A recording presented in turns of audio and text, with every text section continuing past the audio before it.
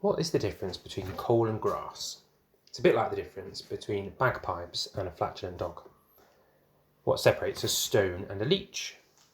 How about the difference between incense and a piece of brie? Well, heat up some incense and you get a beautiful aroma. Warm up some brie and you get a funky smell. You can't get blood from a stone, but squeezing a leech might just produce a few healthy drops. I'll leave you to connect the dots between the flatulent dog and the bagpipes. Finally, we have grass that turns to stinky silage under the pressure of its own weight and the heat produced as it rots down.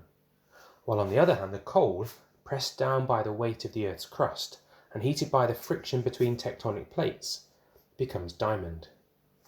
Some things become more beautiful when they are covered up and closed in, heated up and pressed down. But some other things need to breathe, to stay open to the world, to cool and unspool rather than to heat up and close down. Yesterday was Palm Sunday, the first day of Holy Week, a time when Christians stay focused on staying open, breathing deeply, even when it hurts or makes us feel vulnerable. In fact, it is a time to remember that when things go wrong, when we hurt ourselves or we hurt others, when we are hurt by the world, or when we are in any kind of pain, that is when we need to stay open the most. Pain, you see, is like grass and stones, brie and flatulent dogs. It stinks if you cover it up and squash it so that it fits into the smallest places of your heart or your soul. No, our difficulties need room to breathe, our problems need space to unravel, and our regrets need to be brought out of the darkness into the sunlight. In the story of Jesus' final week, Holy Week, we can discover all of the suffering of the human condition, and we can choose to look at it intently for a time. We can be open to it, open to the pain of betrayal and the shame of disloyalty, as Judas slips out of the Last Supper.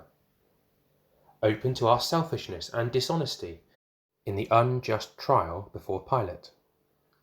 Open to our lack of empathy as Jesus is humiliated, a crown of thorns pushed down upon his head. And open as well to the hurt that we've suffered when we've been embarrassed.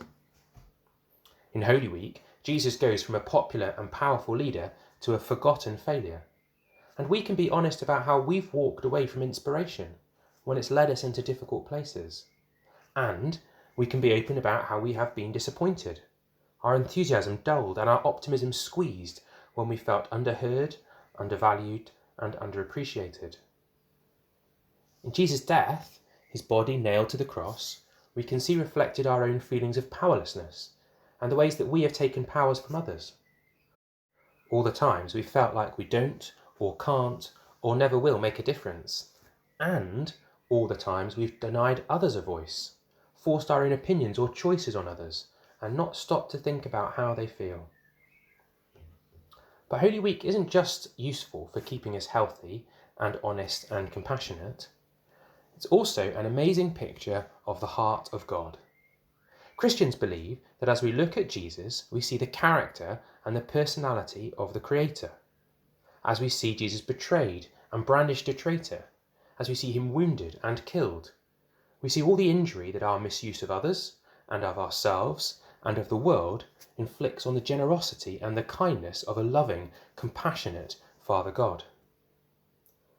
On our journey through Holy Week, it's as if we see the nails slowly driven into the life of God through the outstretched arms and the open palms of Jesus.